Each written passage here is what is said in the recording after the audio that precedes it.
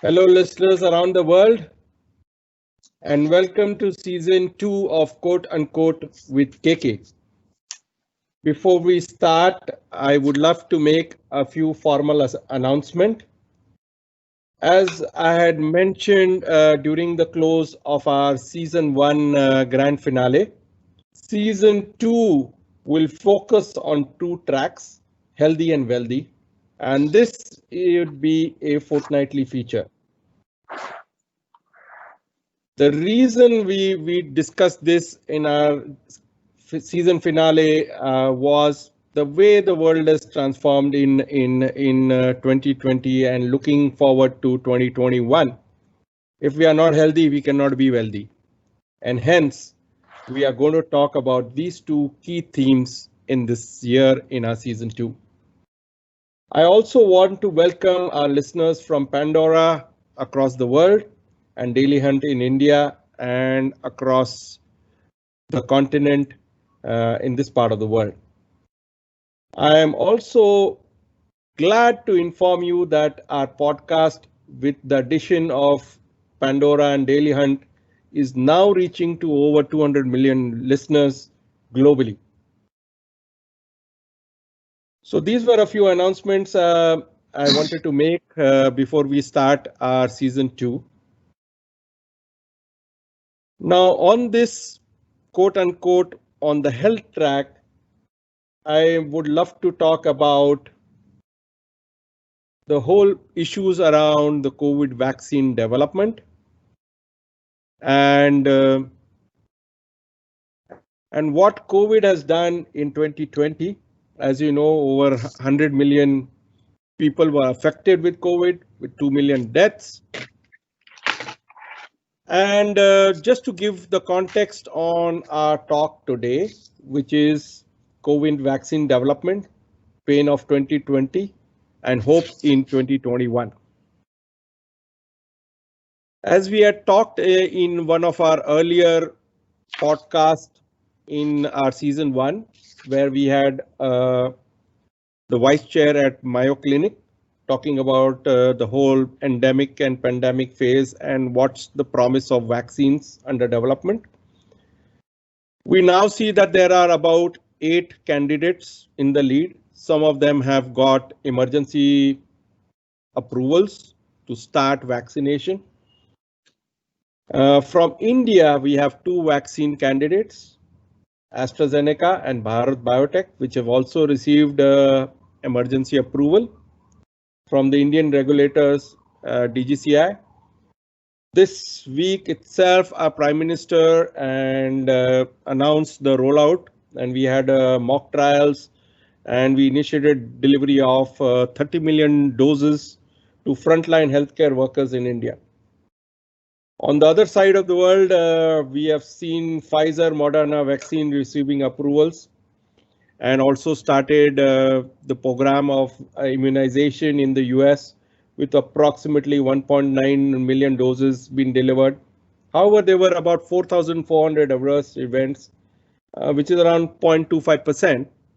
And there were a couple of deaths of some frontline healthcare workers, which obviously set the doubt on the Pfizer-Moderna vaccine and the technology that was used to produce this vaccine. On the other sides of the world, there are issues being raised about around COVID, how it was handled, how the vaccine development and emergency approvals have been handled, and issues such as the Chinese vaccine,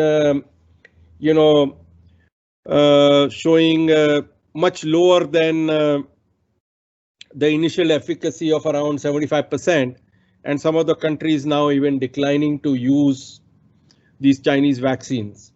So issues are mind-boggling. And then we have Dr. Swaminathan talking to the press earlier this week that another 12 months will be taken after all the data is provided, that there will be a final approval from WHO. It's a long drawn process and people are definitely confused. To put fuel to the fire, There's all this fake news on social media and all, which again is being fanned by political parties which are making statements. And this leads to a lot of chaos, fear in the minds of the masses. At a time when the world is moving to the largest immunization program the mankind has ever seen. To address all these issues, I have my good old friend and industry associate, Dr. Mak Jadavekar, who has been an expert in drug discovery for over 35 years. I had a pleasure to work and interact with Mac when I was heading healthcare and life sciences business at Jubilant, and he was heading the global programs and partnerships at Pfizer. Let me just take a few minutes in introducing Mac. He joined Pfizer after completing his PhD from University of Minnesota as a bench scientist, and over the years he was part of the team for R&D that developed Zoloft, Zithromax, and Viagra. He spent 28 years of his career at Pfizer, and then after retiring, he joined KKR, a PE firm, to do a buyout of Capsugel division from Pfizer in 2011. From 2011 onwards, Mac was honored a DLIT from Mumbai University at the recommendation of the President of India. In 2018, I had the pleasure of meeting Mac at a Lamborghini family dinner hosted in Mumbai when he was associated with the Lamborghini family, which was signing an MOU with the Maharashtra government under the Investment in Maharashtra Roadshow program. And Mac was actually instrumental in bringing investments back to India. Lastly, Mac has been on boards of several pharma companies around the world and various think tanks. Welcome to the podcast, Mac. It's a pleasure hosting you. So, Mac, for a layman, what is a vaccine and what is a drug? Can you just give a very simple layman understanding to the masses? Where do we use vaccines and where do we use drugs? Okay, so vaccines are supposedly have to be given to not to the patients, but to the healthy human beings, where you need to prevent, any kind of disease entering into your body, and that could be viral, that could be bacterial, that could be, any infectious disease. You need something, your bodies to prepare, some kind of a defense mechanism, and that defense mechanism comes through the antibodies that are created in your blood. So when the real viral, let's say, just take an example of a virus now. I mean, I'm not going to go into other bacterial type infections, but let's say for a viral infection, before the virus comes, your body has to be prepared to fight it out, and you have, platelets, and you have, phagocytes and all those things trying to fight the external attacks which are coming into your body. And in layman's terms, I mean, I'm going to go as simple as I can to describe this. Is like you need an army arsenal prepared within you to fight out these viruses which are coming into you. And in order to make that possible, your body has to be, prepared to get those ammunitions ready. And to get those ammunitions ready, there has to be certain biologic reactions which have to happen. There has to be certain immuno responses which have to happen. In order to have those happen, you need something that body needs as a so-called, what I call a viral vector, or you may want to call it a protein subunit, to enter into your body, which then that protein subunit can prepare those antigen antibody production. And once the antibodies are formed, then you are you are ready to receive any attack from those types of subunits of viruses, let's say, and then your body can fight it out, and it will not make you sick. I mean, it may still make you little bit of a illness, but it will not make you sick to the extent of that you'll have to go to the hospital and have be on the respirator. So I think what it does is it prevents any of such things happening to you. And I mean, I'm not going to say that you will be totally void of any such illnesses, but I think the severity will be reduced to an extent that your body can take. And so that is a response to your question, as to why do you need vaccine. And drugs are something which are given to the people who already have the disease, and you want to obviously treat the disease maybe asymptomatically or symptomatically, and try to reduce those symptoms and try to cure you. Cure is a big word, and we don't tend to use that unless we have a proof of concept or have proven the word cure, because cure has so many implications. So we don't use the word cure, but we say, okay, we will try to remedy it, and by putting those remedies through, the drugs then help you essentially come out of it, because you are eliminating those bacteria or viruses out of your body. So that's the treatment. So and those are the drugs. So I think I answered your question in a long way, but I hope I did the justice. So Mac, just for the clarity to the audience, there are a lot of jargons being thrown on the internet, and people are now talking all these jargons. What are the phases for a vaccine development? How many phases does it go through to be finally cleared? And people are all concerned here that it's not cleared, it's cleared. WHO is making some statements here that it will take another year, 1 year, and people are really concerned. Could you just give us a brief about what are the stages that any vaccine or any drug that is finally approved for human consumption goes through?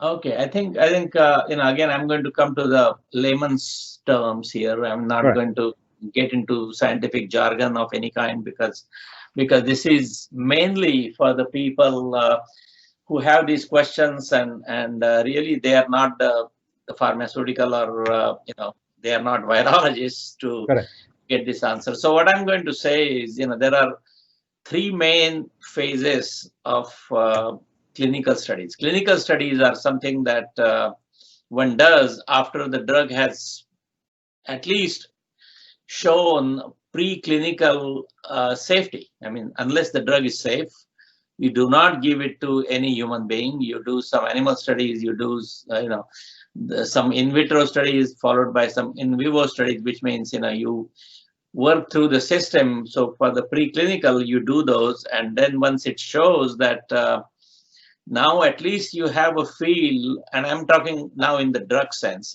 For a drug, once the drug is proven that it has got it has got good safety profile in the preclinical studies, then what you want to do is then you want to essentially apply to the. And again, I'm going to use US FDA as a showcase. Sure. Please go ahead. I mean, that's the gold standard anyway. That is the way I have been trained over the last 40 years, and I'm going to use that. So US FDA has very strict regulations.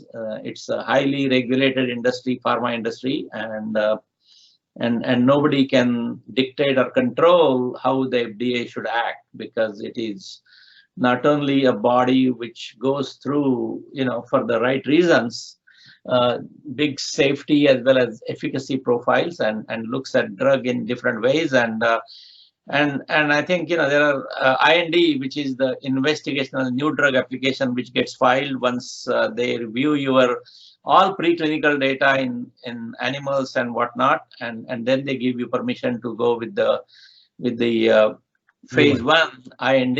And for that, you have to conduct those phase 1 studies in healthy volunteers, not in patients. So that's a very small population of people that they conduct the IND in, and then once that phase 1 finishes, which can take, again, I'm not going to go through the timeline because every drug is different, antibiotics are different, vaccines are different in terms of the time frame. So I will not specifically go into that because it will take another hour to go through that. So what I'm going to do is quickly run through that. So once the phase 1 happens, let's say it takes 3 months, and then after that, then you have a phase 2A study where you are not just looking for the safety, but you are trying to see whether it shows any efficacy against a disease, and whatever disease you may be targeting. So that's what it is looked at. And then phase 2A gives you a proof of concept. So certain receptors and targets, and those are studied in the phase 2. And then when that shows promise, then you do the larger population and do a phase 2B study. And then that's where it goes through several protocols, and you kind of say, yeah, it looks like it's working, it looks like it is safe. You do some dose ranging studies and whatnot, so which I will not get into details. But after you do that, then it says, yep, FDA will then have a pre-phase 3 meeting, and then they will say, okay, you are now okay to go through your phase 3 studies, which have larger disease population. It could be anywhere from 15,000 to 100,000. I mean, it's a huge clinical study, and that's where the majority of the expenses happen. I mean, when you say that the drug, when it goes through phase 3, I mean, you could be spending up to $1 billion, $1 billion to go through that, and it's a very expensive process. So only big pharmas have been able to do that in the past, and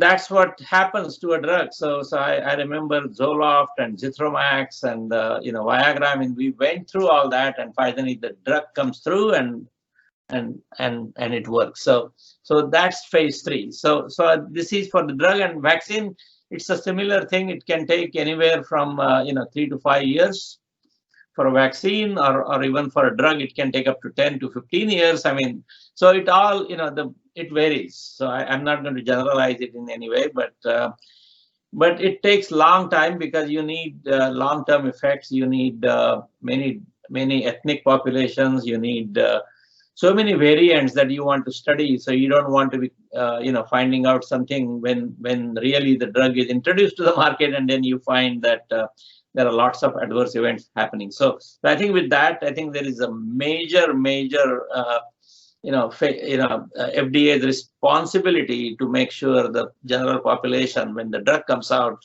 with the FDA stamp of approval, it can safely, the physician can safely prescribe that, and then public can take it. So there are lots of checks and balances here, and also FDA has some committees, independent committees that they set up because they don't want to come across as the only body which will approve it or not approve it. So there is an independent commission which has got nothing to do with the FDA, but they essentially take their permission or take their input into play, and then they say whether or not it is approvable or not, and then the FDA will say, yep, based on the let's say committee of 15 people, 14 went for it, 1 was against it, and then they will say, I think it's okay to go forward and do it. So that's a process which US FDA goes through, and it's a rightful process, and obviously there are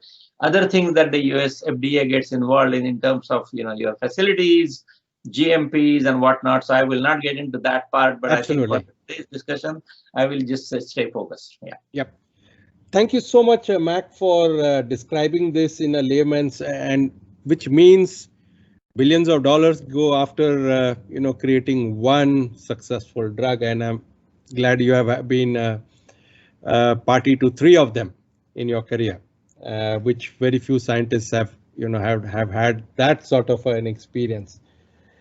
Mac, let's roll back to the pain of 2020.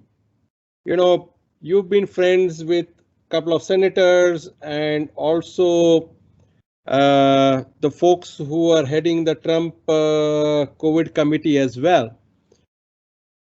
What was the pain that the government and the folks at Capitol Hill were going through to ensure that the population and the people are protected, and a solution to a vaccine is created at the earliest?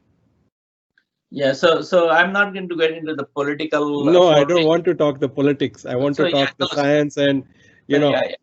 So I've been fortunate enough to know senators and congressmen of both parties, and I've been talking to many of them, and they are they mean well. They all the task force meant well, and I think it was headed up by Mike Pence, who is the vice president, and I had an opportunity to meet with him face to face and essentially talk about vaccines and whatnot. So I think in a sense, the government tried to do everything possible to lay out a map, and certainly I'm not going to look in the rear view mirror here and say what went wrong or what went right. I think I'm always looking forward to see how things we should look at now, knowing what we know now, and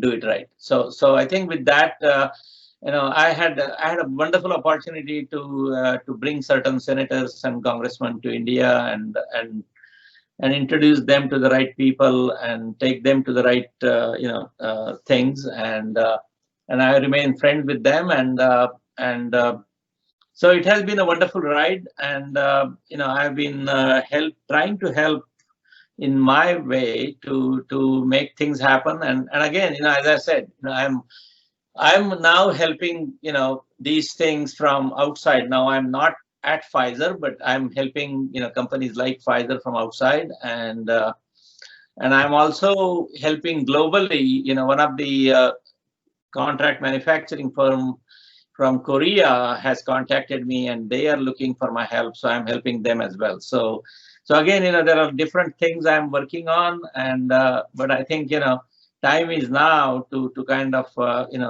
get ready to fight this COVID-19, which has really put the entire world in tracks. It totally came to total full stop, and I think now that the vaccinations have started, people are seeing the light after the tunnel, and I'm hoping that over the next 6 to 9 months these things will happen, and hopefully 9 months from now people will start traveling, and the business would be taking the new normal as against what we have seen in the last 10 months now, almost. March it started last year. So yeah. Correct. Mac, again, Pfizer comes up with the recent efficacy data that has come out of the leading vaccines. Pfizer's vaccine is 95% efficacy. Moderna is 94.1. Sputnik, the Russian one, is 91.4. AstraZeneca is about 90%. Then the Sinopharma is about 79, and Sinovac is 78, which is, and with the recent data, I think it has gone down to 50, and the Chinese government refuses to share data to the world. Very interestingly, there was a world poll carried out to understand the resistance to immunization in the population. And it seems that it is correlated to the efficacy of these various vaccines in different parts of the world, broadly. So people across the world are saying that they are likely to say yes to getting a vaccination from those developed in Germany or US, but are distrustful to taking a shot from the Chinese or Russian developed vaccines. Right? And this is where the whole hysteria and all this social media and fake news start building up. As a scientist, how would you allay this mass hysteria and fear in the people? Science is not divided, with countries or with, an origin of a vaccine of a country. It's for the betterment of humankind and to save the humankind. So, what's your message to the people across the world and our listeners as a scientist, that they should not be concerned whether they should be taking Pfizer or a Moderna? What is the best approved for them they should be taking? And then I would love to talk about a little bit on your Pfizer and Pfizer vaccines future as well.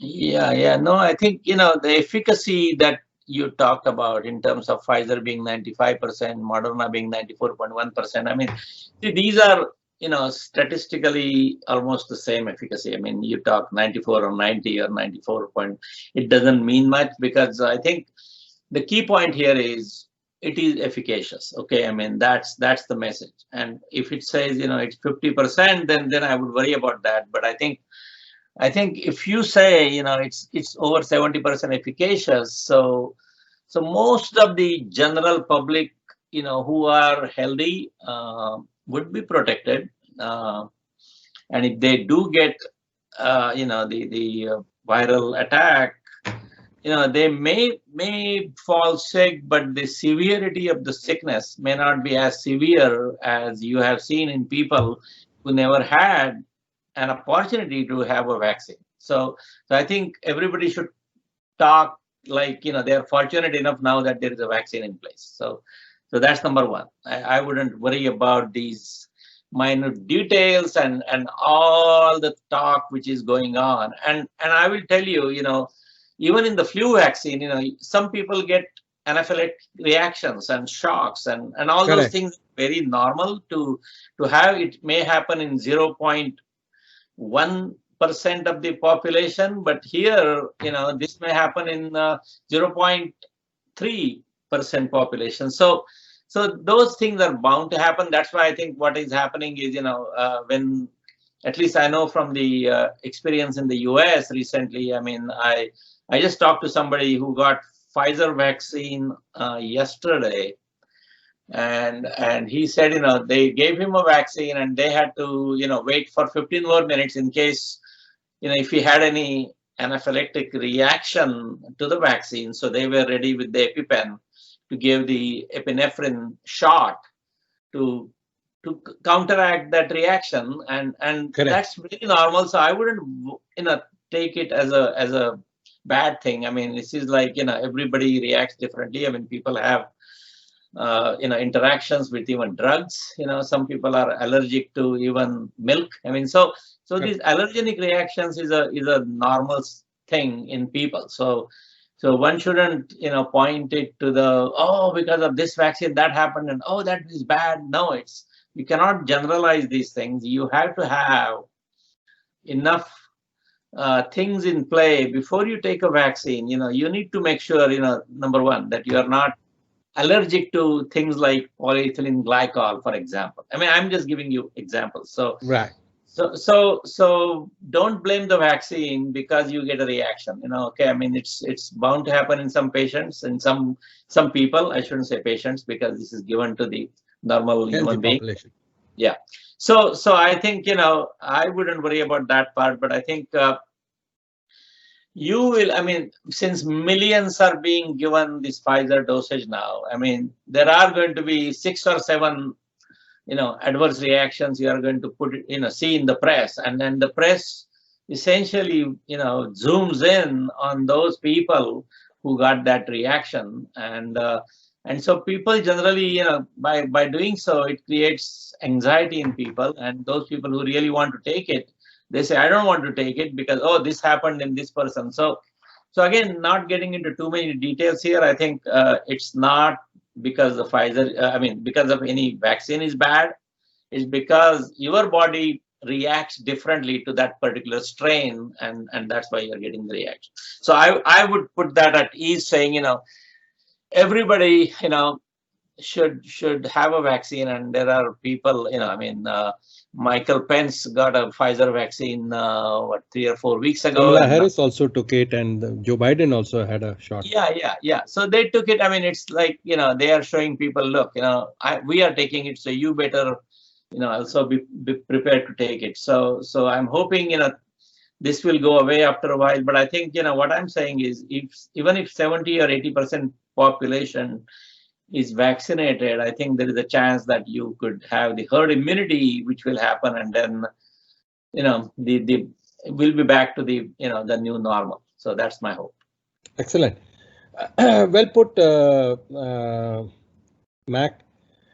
I just wanted to talk a little bit towards the India story of the vaccine. We have Bharat-BioNTech and Serum Institute, who have got emergency approvals. Their phase 3 data is expected from Bharat-BioNTech, I guess, by March. But they've already started shipping, not just in India, but outside of India, millions of doses under emergency approval to various countries in the world as well. What is the difference now you find between the West vaccines and those developed in India? Are there various changes, or are they, I mean, how do you find them different? Maybe from their efficacy, or if you want to talk a little bit on the platform or the science through which these have been developed. Yeah, so these vaccines, I mean, I know AstraZeneca Oxford vaccine, which has been manufactured by Serum Institute of India in Pune, is based on the attenuated or inactivated virus type of a technology, which is conventional technology, which has been used for many other viruses in the past. So there is enough data on those types of vaccines, and the Pfizer or the Moderna vaccines, those vaccines are based on the newer technology, which is called the messenger RNA technology, which is totally new, which is called essentially a protein subunit. That's what it is called. So because of that, I mean, people didn't know whether it's going to be successful, whether it is going to, have any issues with efficacy and whatnot. But I think everybody has seen it so far that it works very well. And if you want, I can describe a little bit of how it works. These Pfizer as well as Moderna, both of these vaccines use the mRNA technology, which is a genetic messenger the body uses to make the DNA code into proteins. And these are kind of packaged inside a, how should I call it? It's a fatty capsule called the lipid nanoparticle. Okay, I mean, that is how I would describe it as a for people who are non-scientists. And this nanoparticle then allows it to get into cells, because in order to get an entry into the cell where it has to be effective, it has to have the same embodiment to get inside that. So that's why you have to create these nanolipid particles. Otherwise, they would not even be able to enter the cells. So that's why. And then the messenger RNA instructs the cells to make that protein, which then triggers the immune system into action. And for the mRNA, coding, that part of the protein on what we call now the SARS-CoV-2 virus that binds to a receptor on human cells in order to gain the entry into the system or into the body, and then that vaccine makes the entirely that vaccine is made up entirety of this protein, which is known as the spike protein on the cover of the virus. Okay, so that's the mechanism, and using this full spike protein then allows the immune system to figure out kind of more ways to detect and attack the virus. Okay, I mean, that's the whole idea, right? I mean, to create that. And that chemical modifications to the messenger RNA may also explain some of these differences. And although the same dosage by weight was given to the people with each vaccine. The vaccine has fewer particles, and the full length messenger RNA is heavier. So you have to say that these things are messenger RNA particles, and that's why even the mutated strain that we are seeing currently coming from the UK or coming from South Africa, I think Pfizer vaccine or vaccine from Moderna is effective against those mutated things, because this is a messenger RNA for the spike protein. So that's why it has been shown effective. I don't know whether they have tried the AstraZeneca vaccine against the mutated strain. I don't know the results of that, but I think Pfizer has shown the data recently that it is effective against those strains. So people feel very comfortable saying, oh, okay, so even if the strain changes, we are still covered by this Pfizer vaccine. So I know that much right now. So more data will come, and we will learn more. But I think so far so good. So that's the way that can work. Excellent. I would love to just talk a little bit again on the promise of the technology behind the Pfizer vaccine. Do you think that this same technology can be extended to treating cancer, cardiovascular, and other conditions where we still don't have proper drugs and survivability is a big challenge? Is this promising technology from a drug development point of view as well, that the world is going to see post the successful efficacy and effectiveness of the launch of the Pfizer vaccine? And that's what I see as the hope of 2021 and beyond. Exactly. No, I mean, I think, there are lots and lots of hope now for oncologists, because the same technology, mRNA technology, can be used to fight, these cancers. And there have been some studies being done right now. And I don't know, Carico was the scientist who got who should get the Nobel Prize for all this.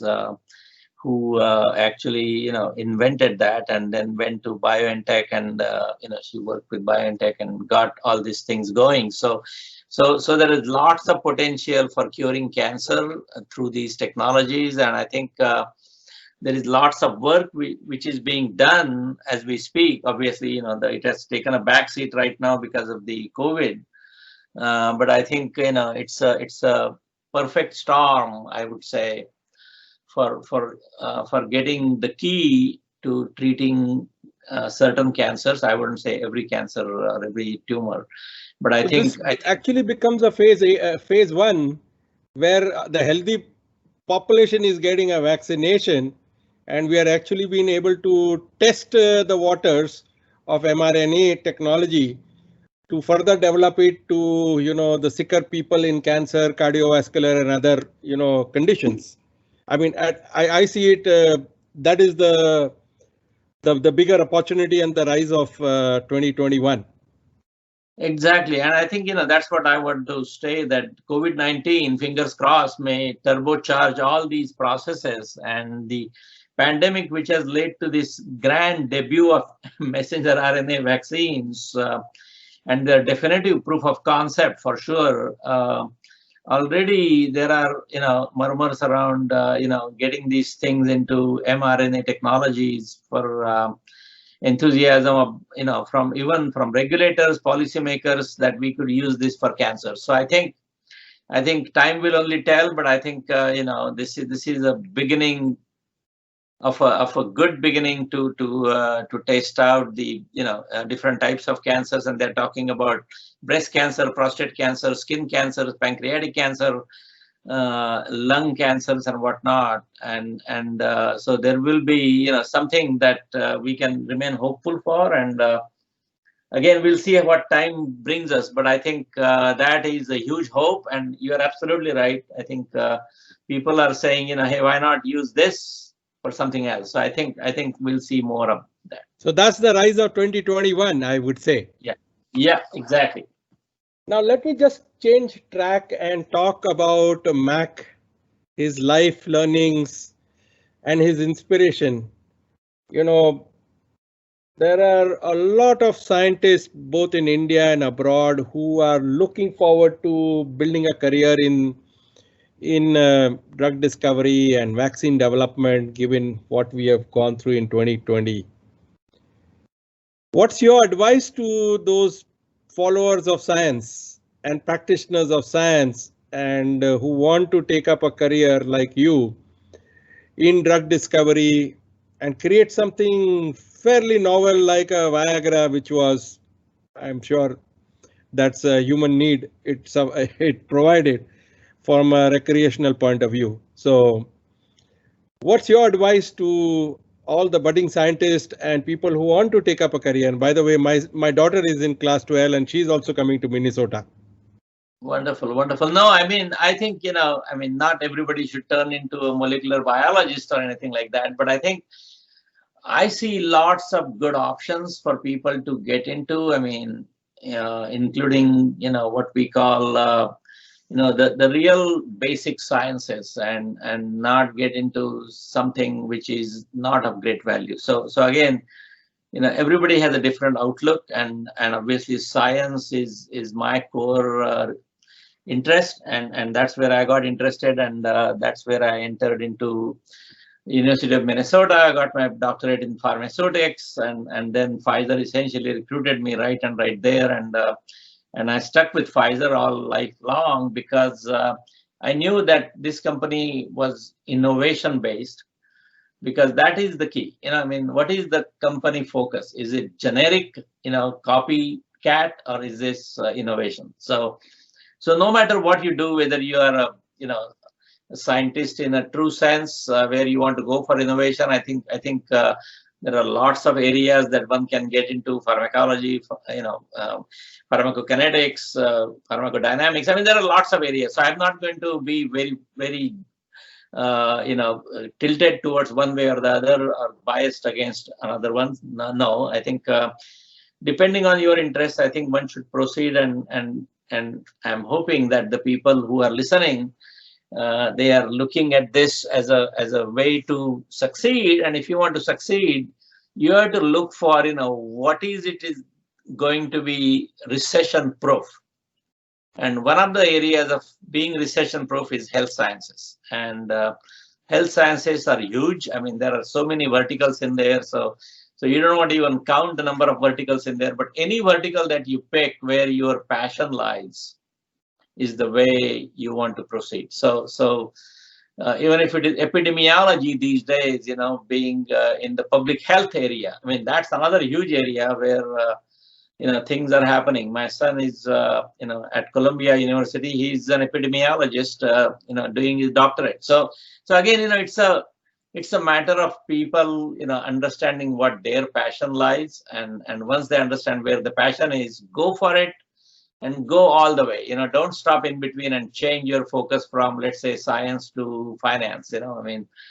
It's okay to do it later in life, but have something as your core competency, and then build up your other areas to other facets of your career in a different way later on. So you can get an MBA later on, but don't stop your studies.